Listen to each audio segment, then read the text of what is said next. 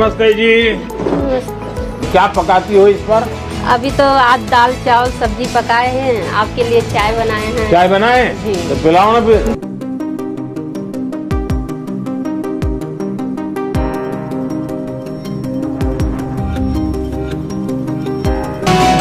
दूध वाली चाय है तो दूध यहाँ का मिल जाता है आपको? एक पैकेट वाला मंगाते हैं। हाँ।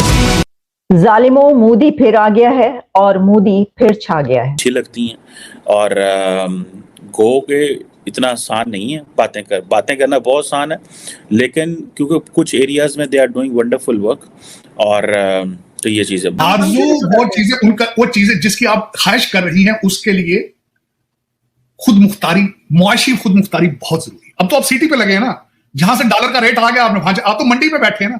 किसी ने कह दिया इधर अभी डॉलर इतने का हो गया, इधर मैं देता हूं, उधर चले जाते हैं उधर। चाय बहुत अच्छी बनाई है और मैं चाय वाला हूँ, मुझे पता रहता है कि चाय कैसे बनती है।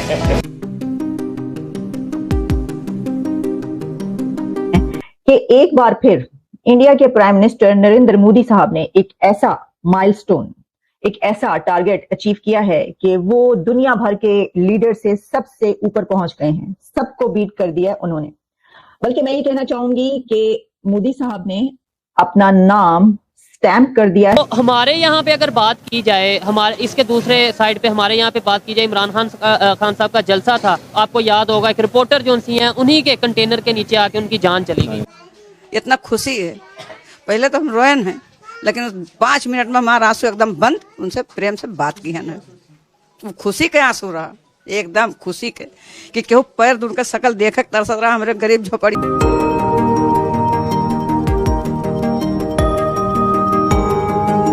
मालूम है मैं क्यों आया हूँ आपके घर?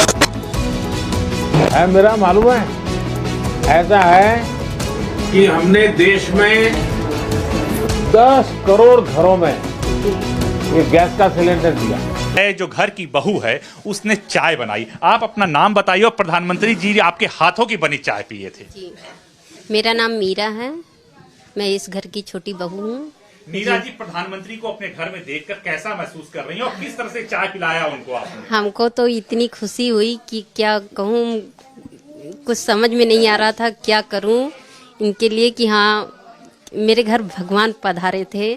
हमको बहुत खुशी हुई कि वो मेरे हाथ से चाय पिए, आए, पहले पूछे और बताइए बच्चे कैसे हैं। मैंने कहा सब ठीक। प्राइम मिनिस्टर नरेंद्र मोदी साहब ने एक बार फिर सबको बीट कर दिया। तो जालिमों, मुझे एक मर्तबा फिर ये कहने का मौका मिल रहा है कि मोदी आ गया है और इस बार वो एक और विक्ट्री की सूरत में जो है उनका नाम सामने आ रहा है। और दूसरी साइड पे वहाँ पे इंडिया की जो आप बात कर रहे हैं तो वहाँ पे गवर्नमेंट है, उनकी जमहूरी तो यहाँ भी है सर, गवर्नमेंट है ना, लेकिन उनके लीडर से ही हैं। अब वो हैं उनके जो प्राइम मिनिस्टर मोदी हैं, वो देखें आप मुसलसल मेरे ख्याल में 10 साल से गवर्नमेंट में हैं, ठीक है, तो वो काम कर रहे हैं तो लोग उनको दे रहे हैं ना। अब एक मोहब्बत का इजहार कर रहे थे। वीडियो में आपको दिखाता हूँ। तो हमारे यहाँ पे अगर बात की जाए, हमारे इसके दूसरे साइड पे हमारे यहाँ पे बात की जाए, इमरान खान साहब का जलसा था, आपको याद होगा एक रिपोर्टर जो उनसी हैं उन्हीं के कंटेनर के नीचे आके उनकी जान चली गई थी। क्या फर्क देखते हैं?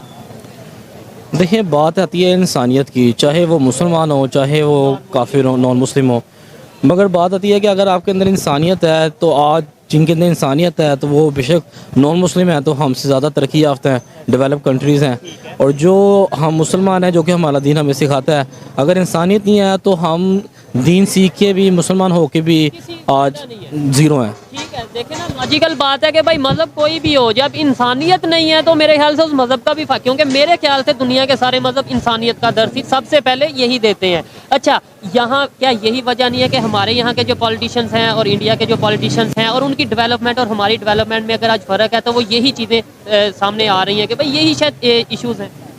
मुझे ऐसा लगता है जो हम वहाँ पे देखते हैं चीज़ें कि आने वाले 5 साल भी, मतलब आने वाली गवर्नमेंट भी शायद उन्हीं की होगी जितनी। तो 5 साल तो गवर्नमेंट 5 साल भी नहीं चलती, कोई 3 साल के बाद चला जाता है, कोई 5 साल में।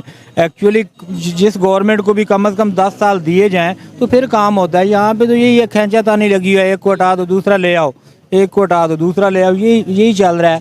वहाँ बांग्लादेश की भी अगर बात करें, चले इंडिया को 1 मिनट के लिए छोड़ें, बांग्लादेश तो वो है जिसे हम ये कहते थे कि यार ये तो नहीं चल पाएंगे, लेकिन आप वहाँ पे देख लें कि उन्होंने मेरे ख्याल में वो ऑरेंज ट्रेन गालबन वो कौन सी ट्रेन development हाँ जी, का काम किया। वहाँ पे उन्होंने वहाँ से निकाल के इंडिया में मेरे ख्याल में की है। उसके बाद सड़कें, बिजली में वो खुद कफील हैं। बल्कि यहाँ पे जितने भी हमारी इंडस्ट्रियल लोग हैं उन्होंने वहाँ पे जाके बांग्लादेश इंडस्ट्री लगाई है कि वहाँ पे लोड शेडिंग नहीं है, बिजली सस्ती मिल रही है। यहाँ पे तो वो भी बिजली का जो प्रोजेक्ट है इंडिया के साथ मिलकर कर रहे हैं, हाँ उनके जी। बहुत से ऐसे प्रोजेक्ट हैं जो उनके साथ हम क्यों नहीं कर लेते, हम क्यों नहीं ये चीजें देख लेते? अरे हम तो लगे हुए हैं ना एक दूसरे पे मुकदमेबाजी करने, एक दूसरे सियासी गिरफ्तारियों पे लगे हुए हैं। हमारे जितने भी इदारे हैं वो एक दूसरे पे, अब पीटीआई की गवर्नमेंट गई है तो उन लोगों को गिरफ्तार किया जा रहा है। जितनी भी हमारी सियासी क़यादतें हैं उनके दूसरे पे इल्ज़ाम लगा रहे हैं कि इसने ऐसे कर दिया, इसने ऐसे कर दिया। हम तो इसी में लगे रहते हैं, अवाम का तो कोई सोचने वाला ही नहीं है।